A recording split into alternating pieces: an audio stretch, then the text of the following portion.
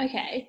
And how about the people that have you had people come to you that perhaps like to go and buy a coffee every day or lunch a couple of times a week? Are people still able to have a few unhealthy spending habits while also maintaining an overall healthy relationship with their finances?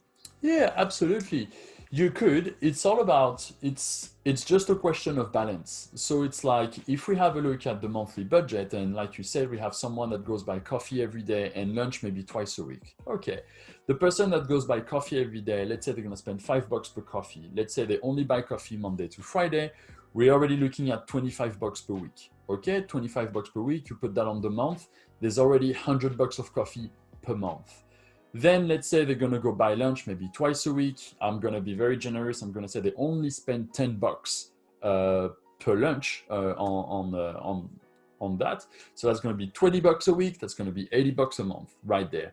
So you already know that you have $180 that you could spend somewhere else right here. So what could you do with those $180, right? It's all about that question is like, what am I going to be able to do? If we are in a situation where $180 could make a difference, then we need to consider those $180. Now, if those $180 won't make a difference or won't be essential to our survival, then that's fine. It is actually all right to have something that we could call spare money if you prefer. And that's kind of the few things that we touched based on last week. It was really about like how we're going to spend our money. And remember, we were talking about the different buckets that we're going to have. So it's completely fine to allocate a certain bucket to spare money that you're going to spend on lunch and restaurant and coffee and all of that. But is it going to take you away from the main purpose that you have or not? So if you prefer, it's a matter of priorities. The coffee and the lunch that you spend shouldn't be the priority. The priority should be the long-term goal that you're looking at, which is buying a house or even just paying back your credit. Paying back your credit card should be actually your priority before thinking about buying a coffee or lunch.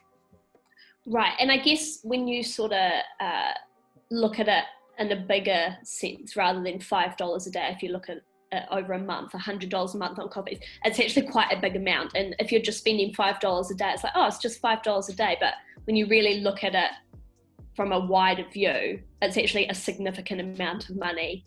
And perhaps $100 a month could be part of someone's rent or their weekly food budget or something like that. So I guess it's about looking at it from a different perspective and saying, do I really need a coffee each day, when that could go to feeding my family or something else? Yeah, 100%.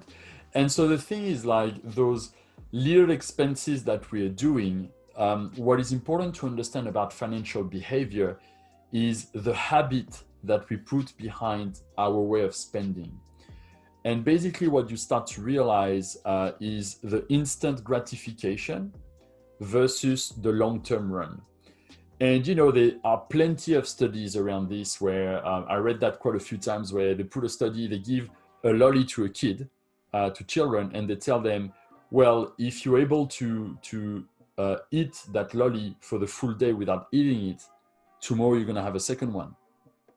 But if you eat it straight away, tomorrow you're not going to have another one.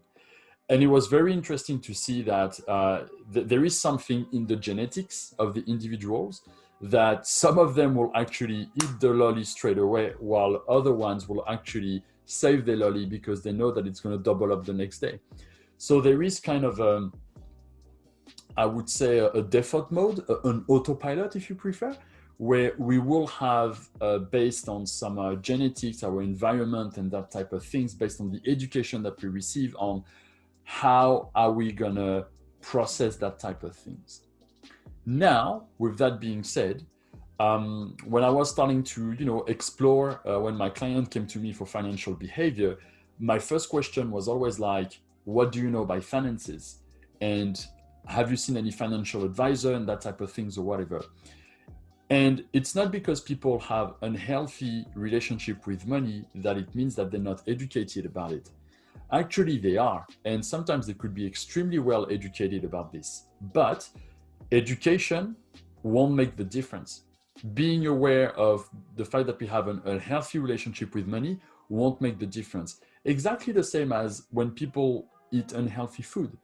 Even they're aware of it, even they're educated about it, they know that they shouldn't eat certain type of food over and over again in excess because it's going to be unhealthy for them. It doesn't change the fact that they're still going to do it. Because for them, there is a habit that is linked to like a short-term gratification, the instant gratification, as opposed to the long-term. So what we want to start to work on is how to break the instant gratification as opposed to the long-term run. Right. And from your work with people who come to you with their financial problems or difficulties, what is the most common behavior that you've seen? And do people ever come to you thinking that they've got quite an unhealthy financial behavior, but then actually they've got a lot of healthy ones, they're just not focusing on the right thing? Is there anything like that ever happened with your experience? The thing that I will see very often when it comes to financial behavior and when we start looking how people spend their money is there are two types of buying. One of them that I call the emotional buying. So basically, people will be in a certain emotional state, and that emotional state will generate a purchase. So it could be, for example, I'm sad, or I'm feeling a bit frustrated, I'm feeling a bit depressed. Well, I'm going to go to do an afternoon of shopping because that's going to help me to relax. This is very, very common. Many, many people will go shopping because going shopping, feeling that we like collecting new item in our wardrobe or something like this will make you feel better. And it's going to make us feel that we are in control rather than dealing with an uncomfortable situation where we don't feel that we're in control. So we're looking for control somewhere. And I think a very good example of this that we've seen fairly recently is when you have a look at how the COVID-19 crisis kicked off around the world. What is the thing that people bought straight away? Is toilet paper. And for them, it was really that kind of a feeling of fear. They are in the fear that they're losing control. Some of them were anxious and stressed and all of that. And because of this, they needed to go buy something to justify, I am in control. And for me, like people buying toilet paper to react to COVID-19, that's what I call like literally an emotional purchase right there, because they feel they want to be in control of that. So that's the first type of purchase that you can make. The second type of purchase is called an impulsive one.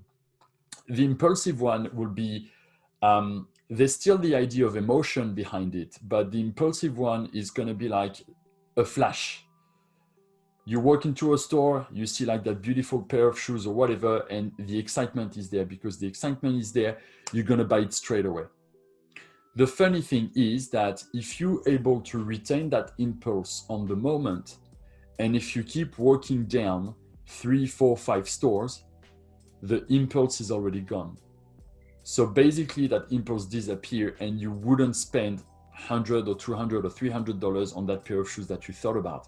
And that's the reason why, last time we were talking about having a specific budget to buy something. When you know that you have a limited budget, you're very careful about the way you're spending. Well, the impulsive buying it's going to be very efficient for the impulsive buying right there. When you want to buy something, I always tell the client, never buy it the first time, never buy it the second time, only buy it the third time. Because when they see it once and twice, they actually could be still on the impulse. But when they go it for the third time, which could be about 3 weeks later, then we know it's not an impulse anymore because it's still up here in our mind. So that would be the type of 2 different way of purchasing, if you could say so. Would you say that it's better to be one than the other, or are they equally bad, or is there any good aspects about impulsive versus emotional purchasing? Well, the good thing about impulsive is the fact that it's going to definitely fill up your instant gratification straight away. So you're going to feel very happy on the moment. Once you get home, that thing is going to disappear fairly quickly. So if you're looking at very, very short-term gratification, yes, it's going to be awesome, and it's going to make you feel good on the moment. On the long term, it won't. When you talk about the emotional purchasing, it's kind of more or less the same as well, because the thing is, you try to compensate a certain feeling that you have at a certain moment. Once that feeling has disappeared, then you're losing the attraction to the product that you had. And it could be very interesting to ask all those people that bought all this toilet paper, looking at their pile of toilet paper at home and asking them, okay, how do you feel about your toilet paper right now? I don't really think that they're gonna say, oh, I'm super excited now. You know what I mean? So, and there's no disrespect for that. It's like, I have some friends that they did that kind of emotional buying, and that's okay.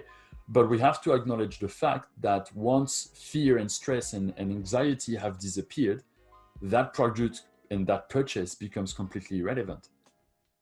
So none of them are good or bad. It really depends on the people. But for me, they become unhealthy from the moment that they take away from your long-term goal, which will be to build kind of a sustained plan, if you prefer.